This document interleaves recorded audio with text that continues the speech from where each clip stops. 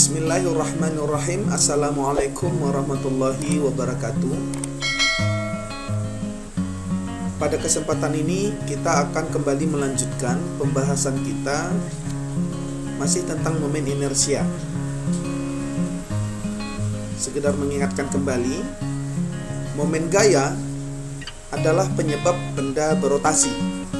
Ketika momen gaya terus bekerja pada benda yang berotasi, maka benda tersebut akan mengalami percepatan sudut. Ini berarti momen gaya sebanding dengan percepatan sudut.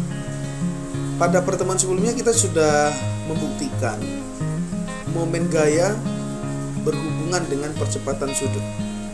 Artinya ketika percepatan sudut suatu benda bertambah besar, itu menandakan bahwa momen gayanya juga bertambah besar. Nah, konsepnya kita bisa lihat dari sebuah benda yang bergerak melingkar sedemikian rupa. Ketika benda ini diberikan sebuah gaya ya, yang tegak lurus dengan lengannya, maka sedemikian rupa benda ini akan mengalami rotasi ya. Benda ini akan mengalami percepatan sudut sebesar alfa.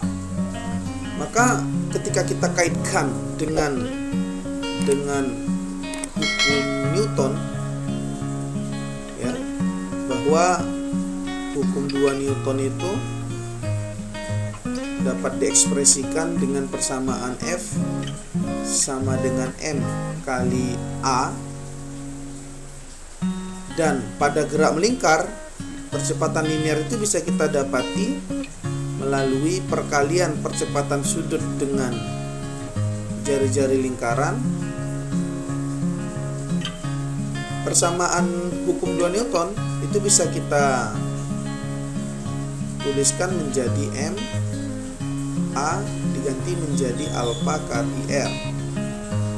Nah, bila ruas kiri dan ruas kanan dikali dengan R, maka ini akan menjadi F kali R, sebelah kanan menjadi M alfa kali R kali R, M R kuadrat kali alfa.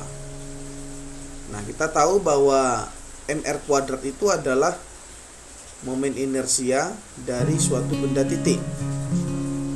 Sedangkan F kali R ya, itu adalah momen gaya yang dialami suatu benda titik. Nah, berarti persamaan yang terakhir ini bisa kita ubah ya menjadi tau sama dengan I kali dengan alfa.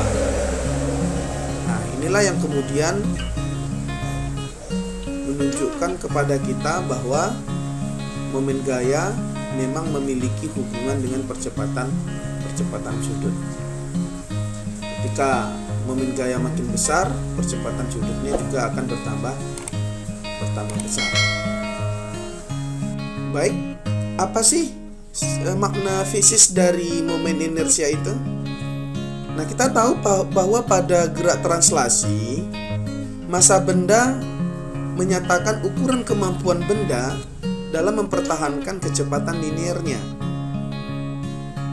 Hukum Newton F sama dengan M kali A itu analog dengan momen gaya tau sama dengan I kali alfa ya.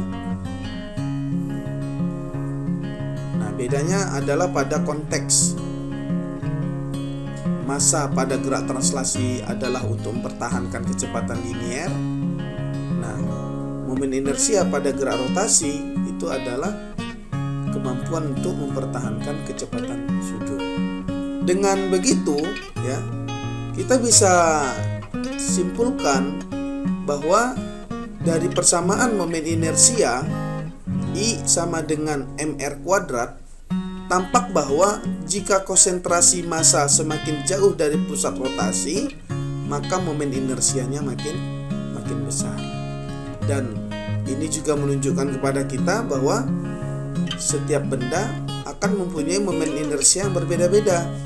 kalau sumbu putarnya berbeda. Nah, ini akan berimbas pada nilai daripada momen gayanya. Nah, akibatnya apa? Persamaan momen inersia pada pelbagai bentuk benda juga akan berbeda. Kenapa? Karena posisi titik atau partikel penyusun benda itu berbeda-beda terhadap poros putarnya. Jadi kalau misalnya ada sebuah benda seperti ini, benda ini kan terdiri dari banyak sekali partikel-partikel.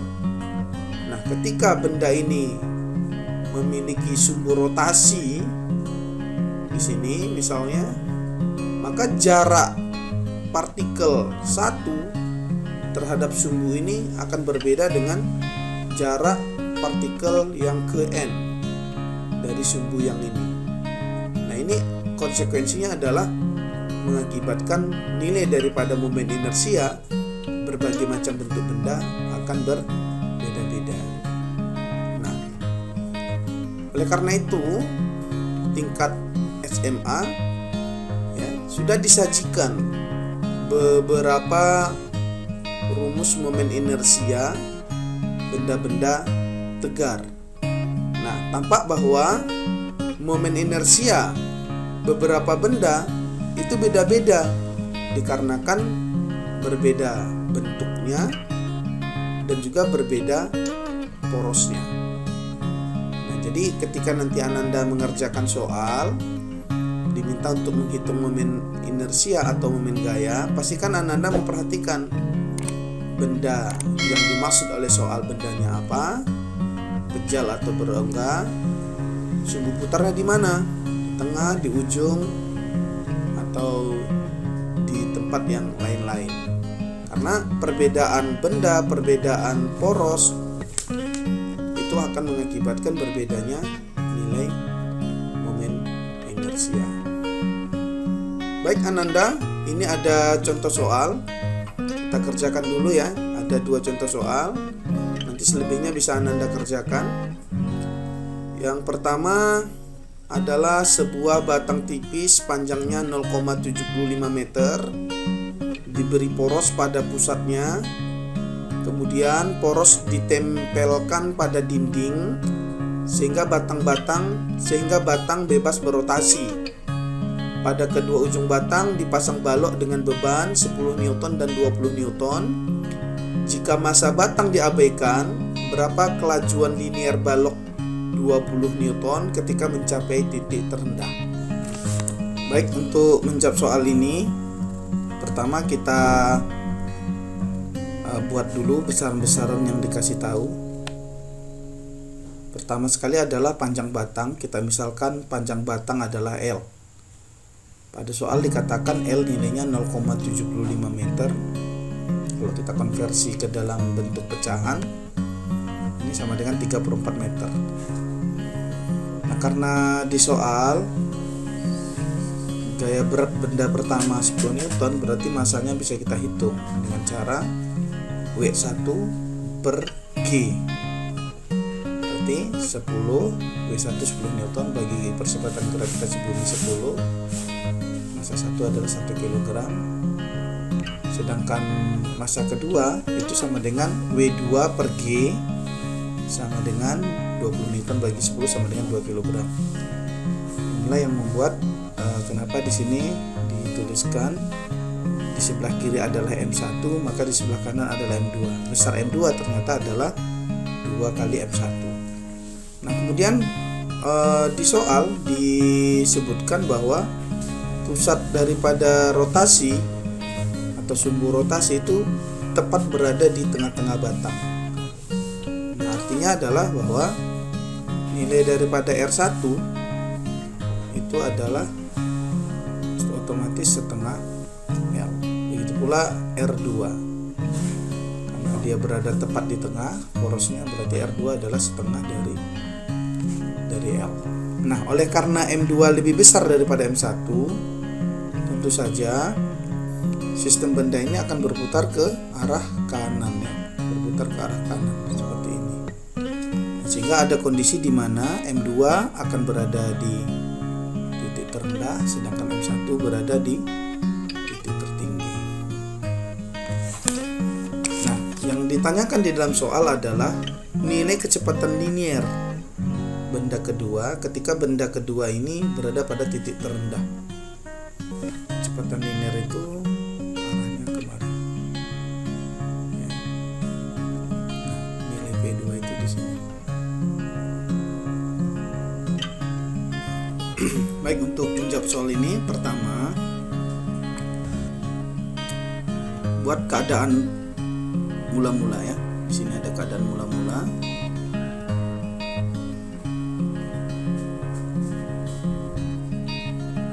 Ini adalah benda pertama, ini benda kedua.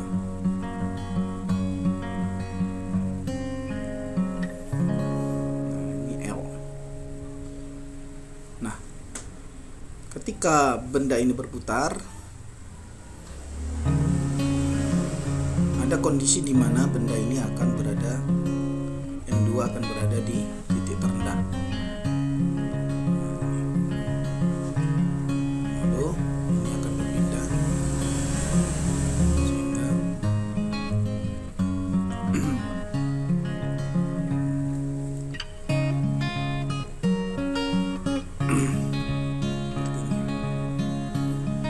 M1, M2.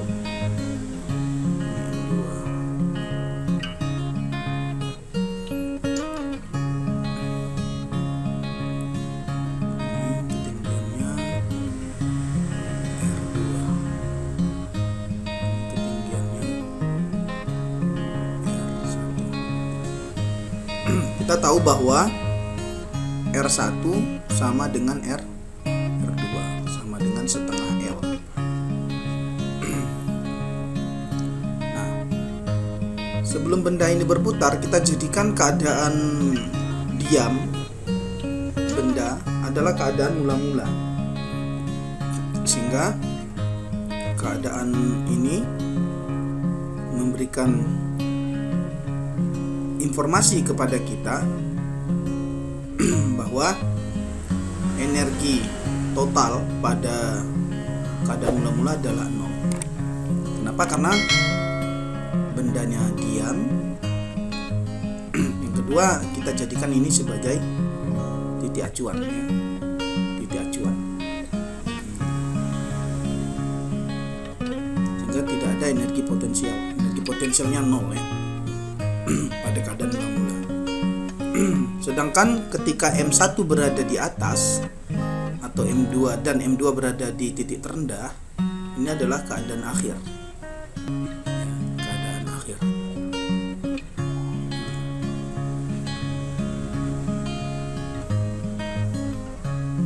Nah, kita tahu bahwa hukum kelestarian energi mekanik ya. Hukum kelestarian energi mekanik itu adalah energi total mula-mula ya, sama dengan energi total akhir. Nah, sehingga kita bisa tuliskan karena E tot adalah 0, maka energi total akhir pun akan menjadi 0. Nah, berikutnya kita kita analisis energi apa saja yang ada pada keadaan akhir. Nah, yang jelas kita tahu bahwa pada keadaan akhir masing-masing benda punya energi potensial ya. Jadi kita bisa buat total keadaan akhir itu adalah energi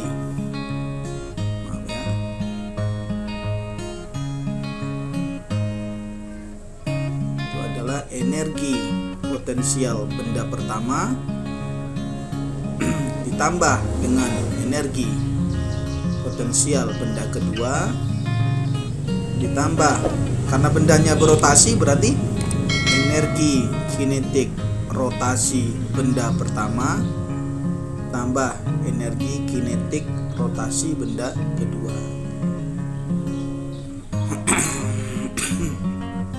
Nah, kita tahu pula bahwa sistem benda ini kan berotasi ya, berotasi mutarnya seperti ini. Otomatis benda ini memiliki kecepatan sudut. Nah, karena benda satu dan benda dua berada pada memiliki titik. Karena benda satu dan benda dua memiliki poros yang sama, otomatis benda satu kecepatan sudutnya juga sama dengan benda dua gitu. Nah, sehingga kita bisa lanjutkan ya bahwa etod akhir ini kan 0 ya, karena etod awal sama dengan etod akhir. Jadi ini bisa kita tuliskan menjadi 0 sama dengan EP1 itu adalah energi potensial benda pertama. Karena ini adalah acuan ya, garis ini adalah garis acuan ya, maka ini bisa kita tuliskan menjadi apa? M1G kali tingginya. Tinggi M1 terhadap acuan itu adalah R1 ya, tambah EP2 berarti M2 kali G. Karena R2 ini di bawah, acuannya adalah di sini, maka ini menjadi minus ya, minus R2 tambah EK energi kinetik rotasi benda pertama, berarti setengah inersia, momen inersia benda pertama kali omega kuadrat tambah energi kinetik rotasi benda kedua, berarti setengah momen inersia benda kedua dikali omega kuadrat. Nah, berarti ini bisa kita lanjutkan 0 sama dengan M1G R1, ini plus kali min jadi min M2G kali R2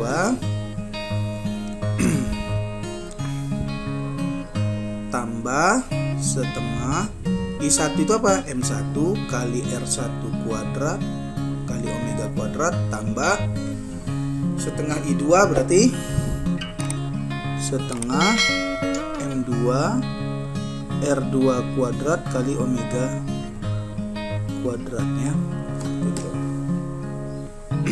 Sehingga ini bisa kita lanjutkan 0 sama dengan, nah kita tahu R1 sama dengan R2 sama dengan setengah L, berarti M1 kali G kali setengah L kurang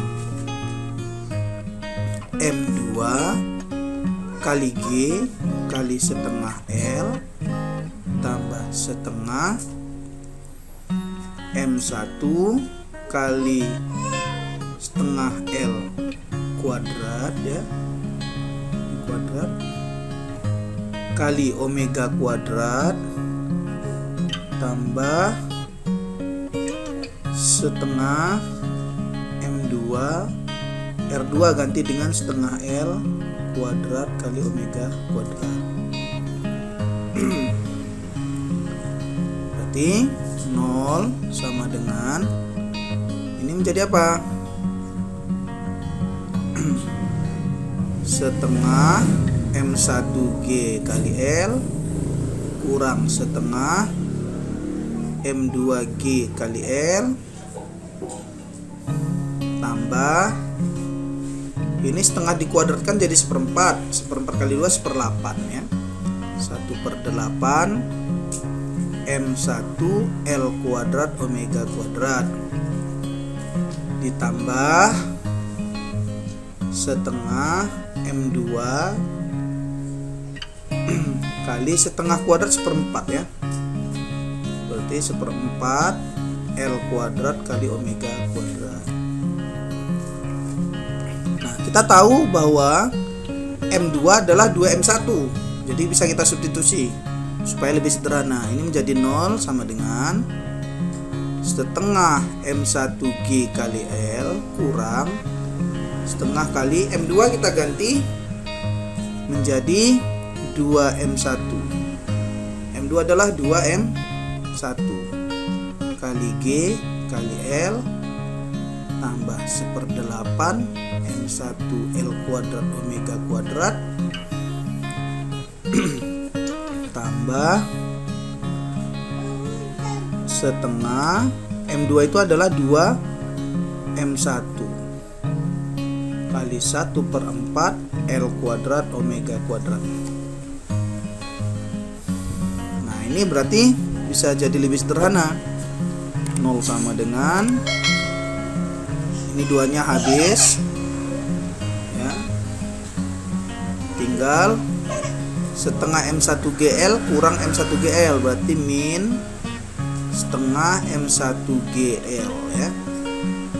Ini 2 dengan setengah tinggal 1 berarti tinggal 1/8 M1 L kuadrat omega kuadrat tambah 1/4 M1 L kuadrat omega kuadrat.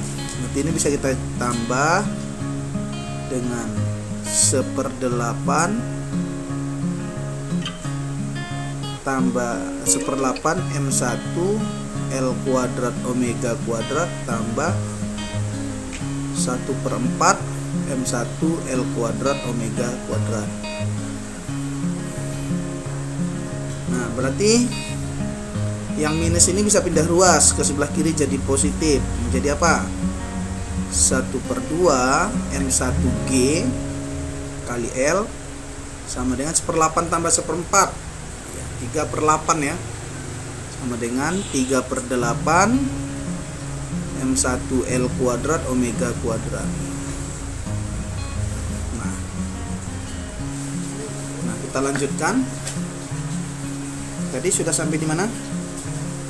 Tadi sudah sampai setengah M1G kali L sama dengan 3/8 kali M1 kali L kuadrat omega kuadrat. Nah, kita ambil omeganya ya, biar mudah supaya tidak pecahan. Ini kita kali 8 ruas kiri dan kanan. Ini menjadi berapa? 4 M1GL sama dengan 3 M1 L kuadrat omega kuadrat. Nah, berarti omega kuadratnya sama dengan apa? Seberang ini bagi temennya ini. Berarti menjadi 4 M1GL bagi 3 M1 L kuadrat. Ini kita bagi, jadi di atas tidak ada L lagi. Ini M1 nya juga bisa kita coret ya. Nah, berarti omeganya tinggal apa? Omega kuadrat sama dengan 4/3 kali G per L. Nah, ini adalah persamaan omega di mana benda ya, benda 1 ataupun benda 2, ini benda 1 atau benda 2 ya, sedemikian rupa dia memiliki omega yang sama seperti itu.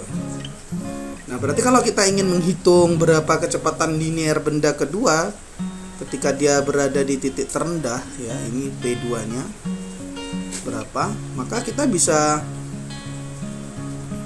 hitung dengan mengambil hubungan bahwa omega itu adalah P per R ya. Nah, dari persamaan ini karena kita ingin dapatkan kecepatan linear, berarti omega ini kita ganti menjadi V2 bagi R2 kuadrat ya, sama dengan 4/3 G per L. Nah, R2 kita tahu ya, sama dengan R1 sama dengan setengah L menurut soal tadi kan. Nah, sehingga kita bisa substitusi menjadi apa? P2 kuadrat bagi R2 kuadrat sama dengan 4/3 G G per L, sehingga ini bisa menjadi P2 kuadrat bagi setengah L dikuadratkan sama dengan 4/3 kali G per L. Ya, kita lanjutkan. Sehingga ini menjadi apa? P2 kuadrat bagi 1/4 L kuadrat sama dengan 4/3 kali G per L ya. Nah, jadi kita kali silang ke sana. P2 kuadrat sama dengan 4/3 kali G per L kali 1/4 kali L kuadrat. Jadi yang ruas ini pindah ke sebelah kanan dengan cara dikali silang. Jadi ini bisa kita bagi. Ini L-nya bisa hilang 1. Sehingga ya kita bisa tuliskan bentuk akhir dari kecepatan linear benda kedua di titik terendah itu menjadi 1/3 kali G kali L, sehingga P2 nya adalah akar dari 1/3 G kali L. Nah, jadi ini adalah bentuk akhir dari kecepatan linear benda kedua ketika berada di titik terendah. Nah, berarti kalau sudah demikian, sebagaimana yang ditanyakan oleh soal, berapakah kecepatan linearnya? Berarti kita bisa hitung. Kecepatan linearnya adalah akar dari 1/3 G, kita anggap 10 ya. Sedangkan L itu kan panjang batang. Panjang batangnya adalah 3/4 atau 0,75 meter. Nah, jadi ini bisa kita coret 3-nya. Sehingga ini menjadi 10/4. 10/4 itu adalah kalau sama-sama berbagi 2 ada 5/2. Nah, kalau kita rasionalkan kecepatan linearnya itu menjadi apa? Akar 5 per akar 2. Kita kalikan akar 2 per akar 2. Ini menjadi berapa? Menjadi akar 2 kali akar 2 adalah akar 4. Akar 4 adalah 2, berarti menjadi 1/2 akar 10 meter per sekon. Jadi demikianlah Ananda ya cara kita menyelesaikan contoh soal sebelumnya. Baik, demikian dulu, silakan dicoba-coba lagi. Insyaallah Ananda pasti bisa. Yang penting tetap semangat, telaah perlahan-lahan, gunakan konsep gerak melingkar, gunakan konsep kelestarian energi mekanik, dan tentu saja konsep momen inersia. Insya Allah Ananda pasti bisa mendapatkan jawaban dengan cara yang meyakinkan. Demikian, selamat belajar. Terima kasih. Assalamualaikum warahmatullahi wabarakatuh.